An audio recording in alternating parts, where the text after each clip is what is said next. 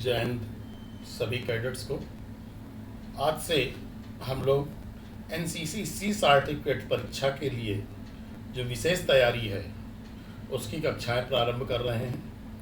यह कक्षाएं लगभग 1 से 2 दिन के अंतराल पे नियमित तौर पर जब तक 19 फरवरी को परीक्षा नहीं हो जाएगी तब तक निरंतर चलती रहेंगी। जो भी कैडेट अपना सर्वोच्च प्रदर्शन करना चाहते हैं वे सभी इस चैनल को सब्सक्राइब कर लें और इसका नियमित अध्ययन करेंगे तो शायद वो सर्वोच्च अंक को प्राप्त करेंगे। सबसे पहले मैं आपको बता दूं कि इस चैनल में जो भी एनसीसी से जुड़ी हुई कक्षाएं पड़ी हुई हैं यूट्यूब चैनल पर, उन सभी का अध्ययन आप पहले पूर्व में ही कर लें, क्योंकि जो वहाँ पर कक्षाएं पड़ी हुई हैं उनसे भी संबंधित प्रश्न आपकी परीक्षा में पूछे जाएंगे। उनके अलावा जो तृतीय वर्ष के पाठ्यक्रम में अतिरिक्त चीज़ें हैं उनका अध्ययन मैं इन कक्षाओं में नियमित तौर पर कराता रहूँगा। अतः पूर्व की कक्षाओं का अध्ययन भी नियमित तौर पर आपको करते रहना है। सबसे पहले तो हम लोग बात करेंगे, अगर टॉपिक वाइज की बात करते हैं तो एनसीसी की शुरुआत जो हुई है वो ड्रिल से हुई है। तो ड्रिल कहाँ से आई, ड्रिल कैसे शुरू हुई? तो अगर हम बात करते हैं ड्रिल जो है फौज में कब शुरू हुई थी, तो अगर हम बताएं तो सबसे पहले ड्रिल को शुरू करने वाले जर्मनी के मेजर जनरल ड्राल नेसन उनका नाम था, और उनकी सोच थी कि फौज को अनुशासित रखने में, फौज को कंट्रोल करने के लिए और उनके हुक्म को माने, सामूहिक रूप से काम करें, इसके लिए एक तरीका उन्होंने अपनाया और उस तरीके को जिसको अमल में लाया गया उसे ड्रिल कहते हैं। और ड्रिल जो इसकी शुरुआत है, ड्रिल की शुरुआत जो है उस सन 1666 में ड्रिल आई। ड्रिल की अगर परिभाषा पूछी जाए तो ड्रिल में जो क्रमवार है, किसी भी प्रोसीजर को क्रमवार और उचित तरीके से अनुकरण करने की कार्यवाही को ड्रिल कहते हैं।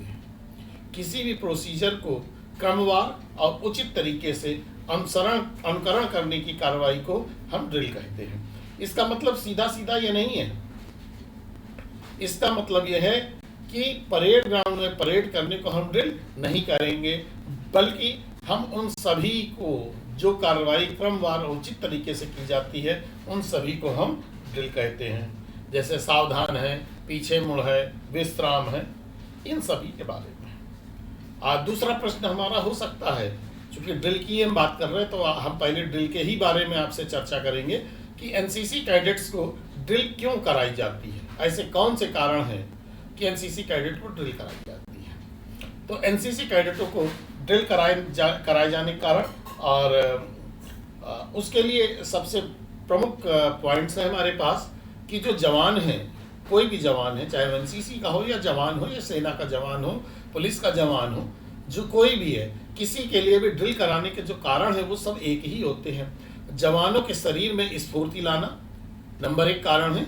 जवानों के शरीर में स्फूर्ति लाना और ढंग से कपड़े पहनना सिखाना, क्योंकि जब एनसीसी का मूल ध्येय ही है कि सही समय, सही वेशभूषा और सही स्थान, अगर 3 चीज़ें आपके पास आ गई तो समझ लीजिए आप एक सफल एनसीसी कैडेट हो सकते हैं। तो एनसीसी कैडेट को ड्रिल क्यों कराई जाती है, उसके लिए उत्तर हमारे होंगे जवानों के शरीर में स्फूर्ति लाना, ढंग से कपड़े पहनना सिखाना, और जो एनसीसी जवान हैं उनका आत्मबल बढ़ाना, मिलजुल कर कार्य करना सिखाना, अनुशासन में रखना और शरीर में जो दिमाग है उसके तालमेल को सुदृढ़ रखना, ये एनसीसी कैडेट के लिए होता है।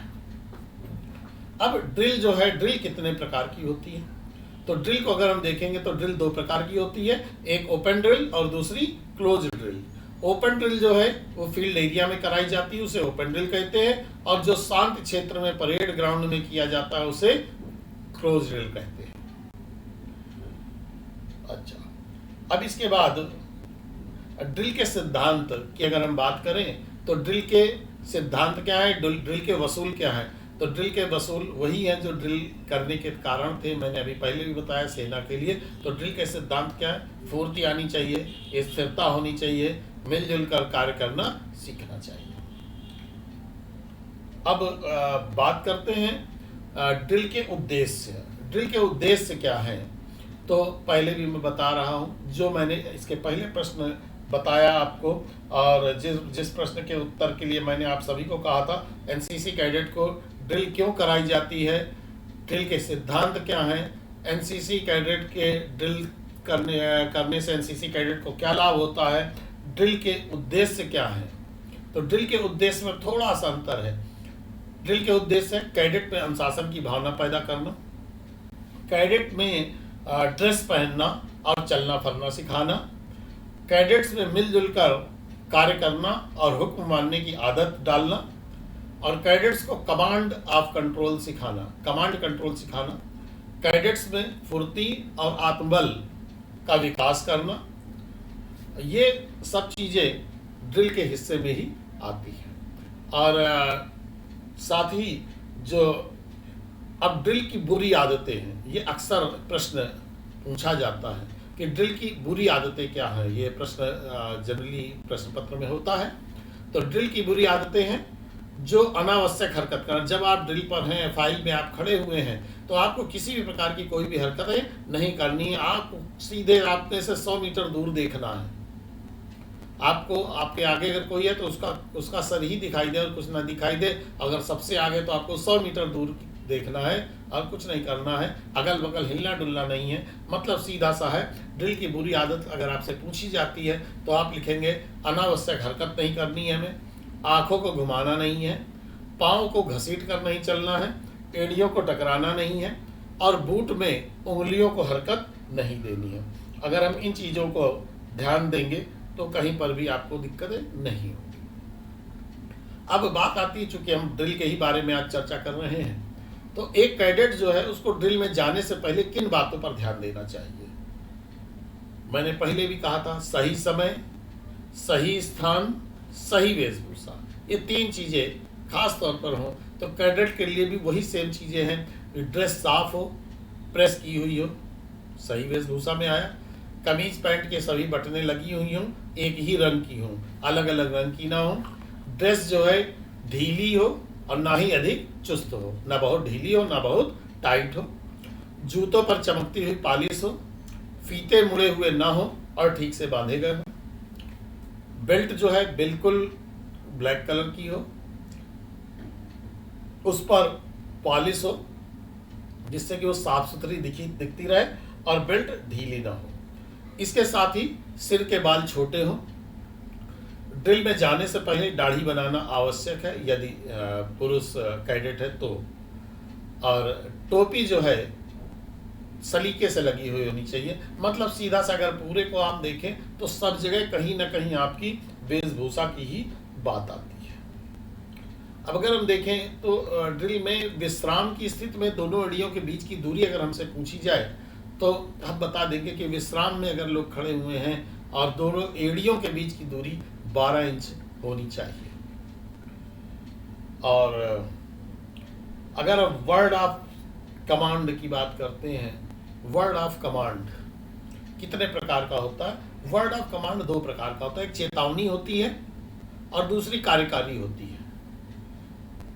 पहले चेतावनी, जब भी वर्ड ऑफ कमांड दिया जाता है तो पहले चेतावनी दी जाती है जिससे व्यक्ति अलर्ट हो जाए आगे क्या करने जाना है, और दूसरी कार्यकारी होती है। जब दूसरी हो जाती तभी आपको कार्य करना होता है। जैसे दाहिने चलेगा दाहिने मुड़, और सीधे भी कहा जा सकता है दाहिने मुड़ नहीं, दाहिने चलेगा। जैसे ही आपसे दाहिने चलेगा कहा गया, मतलब ये चेतावनी दी गई है कि आपको दाहिने चलने की तैयारी कर लेना चाहिए, आपका माइंडसेट हो जाना चाहिए।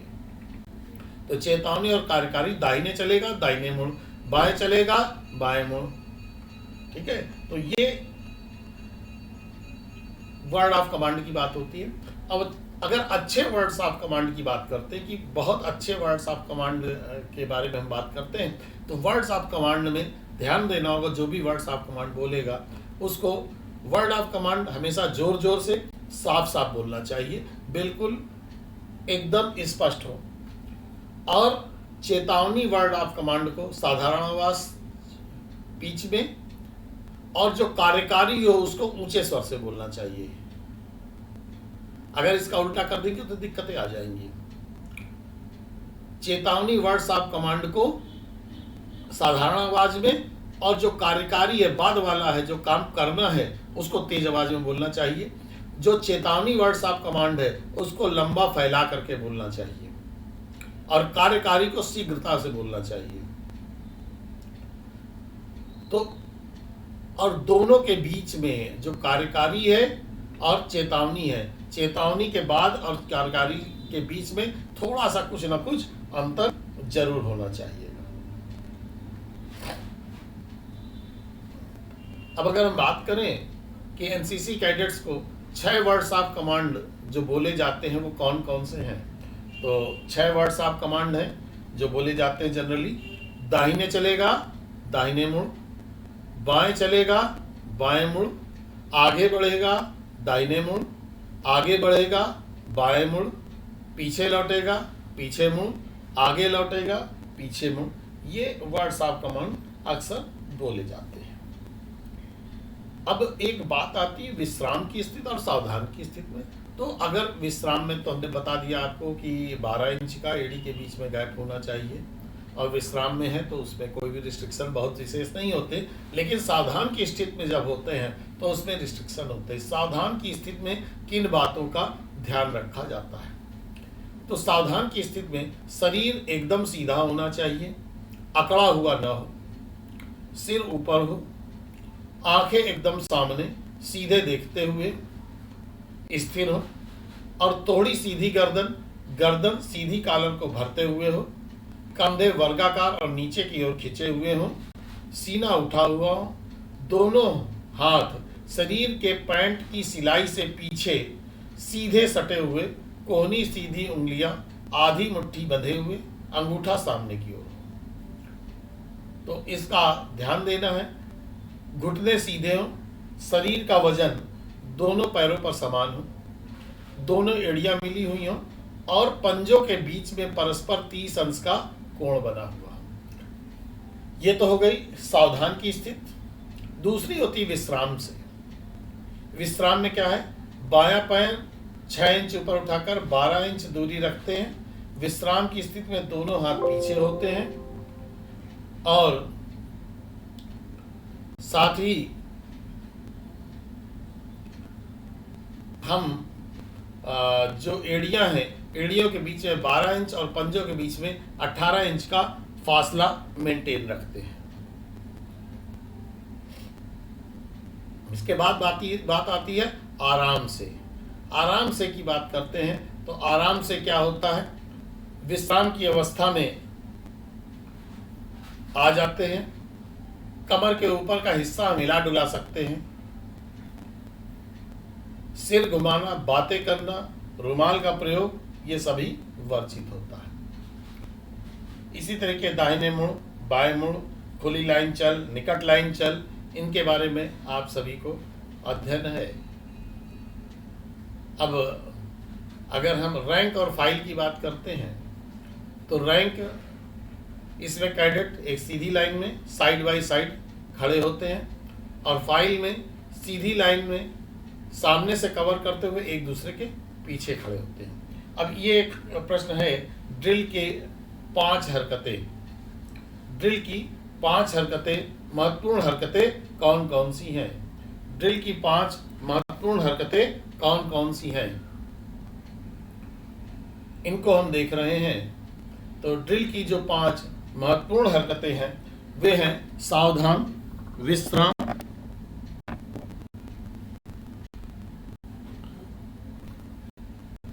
ड्रिल की 5 महत्वपूर्ण हरकतों में सावधान है, विश्राम है, और आराम से है, दाहिने मुड़, बाएं मुड़। ये ड्रिल की 5 हरकतें हैं। और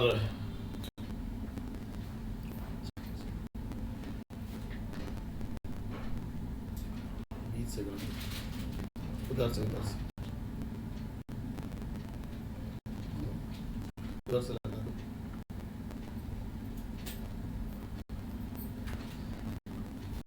अच्छा, इसके अलावा और क्या क्या चीजें हो सकती हैं?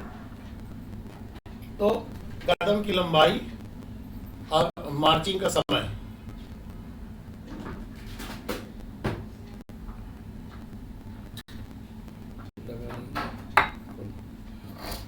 कदम की लंबाई और मार्चिंग का समय, इनके बारे में भी हमें जानकारी होनी चाहिए। चार्ज नहीं है। तो कदम की लंबाई, अगर हम तेज चाल की बात करते हैं, कदम की लंबाई 30 इंच होती है। 1 मिनट में 120 कदम लिए जाते हैं। 120 कदम में 100 गज की दूरी पार करना होती है।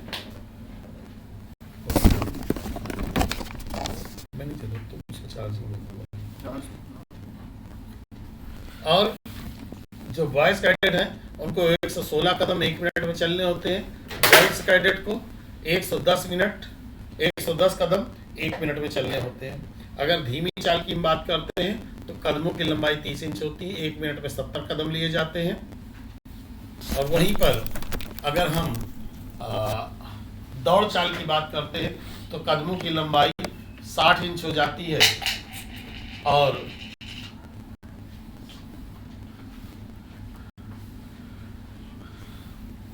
दौड़ चाल में कदमों की लंबाई 40 इंच हो जाती है। 1 मिनट में 180 कदम चले जाते हैं। और 180 कदम 200 गज की दूरी पर पार करना होता है। इसके बाद लाइन तोड़ की बात करते हैं। लाइन तोड़ क्या है? Fall out. फॉल आउट हम लोग कहते हैं, वास्तविकता में फॉलिंग आउट है। फॉल आउट का मतलब लाइन तोड़ परेड की समाप्ति ना होकर के एक विराम है। लाइन तोड़ के आदेश पर दाहिने मुड़ते हैं और लाइन तोड़ करते हैं। इसमें सैल्यूट नहीं दिया जाता। लाइन तोड़ने वाले कैडेट्स अपने परेड का स्थान या मार्च की लाइन नहीं छोड़ते, वो सीधे लाइन से ग्राउंड के बाहर चले जाते हैं। और वहीं पर दूसरी बात है विसर्जन। विसर्जन की बात करते हैं तो विसर्जन विराम न होकर के परेड समाप्ति के लिए होता है। विसर्जन के आदेश पर दाहिने मुड़ के सैल्यूट करते हैं, फिर 2-3 कदम चलकर लाइन तोड़ करते हैं और परेड ग्राउंड को तेजी से छोड़ देते हैं। अब देखिए सैल्यूट कितने प्रकार के होते हैं। तो सैल्यूट 2 तरीके के, हाथ से बाई हैंड, बाई वेपन, 2 तरीके के होते हैं। बाई हैंड में सामने सैल्यूट, दाहिने सैल्यूट और बाएं सैल्यूट। और वहीं पर वेपन पे जो है वो राष्ट्रीय salute, national salute, general salute और सलामी शस्त्र, 3 तरीके के ये सैल्यूट होते हैं। अब सलामी देने की बात करते हैं। सलामी देते समय किन बातों का ध्यान रखना चाहिए? तो दाहिने हाथ को चुस्ती से गोलाई में घुमाते हुए मस्तक के पास लगाएं। सभी उंगलियां परस्पर मिली हुई होनी चाहिए। हथेली पूरी खुली हुई हो। कलाई और कोहनी एक सीधी रेखा में हो। तर्जनी उंगली का सिरा दाहिनी आंख के भौं के मध्य हो। हाथ को कुछ क्षण के लिए निश्चित विराम दें। हाथ को चुस्ती के साथ सीधा गिराएं, सीधा नीचे गिराएं और सावधान की मुद्रा पर आ जाएं। अब सम्मान गार्ड्स के लिए बात करें तो सम्मान गार्ड जो गार्ड ऑफ ऑनर दिया जाता है उसके लिए किसके लिए कितने कैडेट्स की गार्ड ऑफ ऑनर होती है? तो राज्यपाल के लिए 50 कैडेट 2 डिवीजन में, प्रधानमंत्री के लिए 100 कैडेट 2 समान डिवीजन में और राष्ट्रपति के लिए 150 कैडेट 3 समान स्थिति में। राष्ट्रीय सैल्यूट किसे देते हैं? राष्ट्रीय ध्वज को, भारत के राष्ट्रपति को और सभी राज्यों के राज्यपाल को, इनको सबको राष्ट्रीय सैल्यूट दिया जाता है। और जनरल सैल्यूट जो है मेजर जनरल और उसके ऊपर की रैंक के सभी गणमान्य व्यक्ति को जनरल सैल्यूट दिया जाता है। और गार्ड ऑफ ऑनर भारत के राष्ट्रपति को, उपराष्ट्रपति को, पंत प्रधान को, राज्यपाल को, उपराज्यपाल, मुख्य आयुक्त, रक्षा मंत्री, उप रक्षा मंत्री, थल सेना, नौसेना और वायुसेना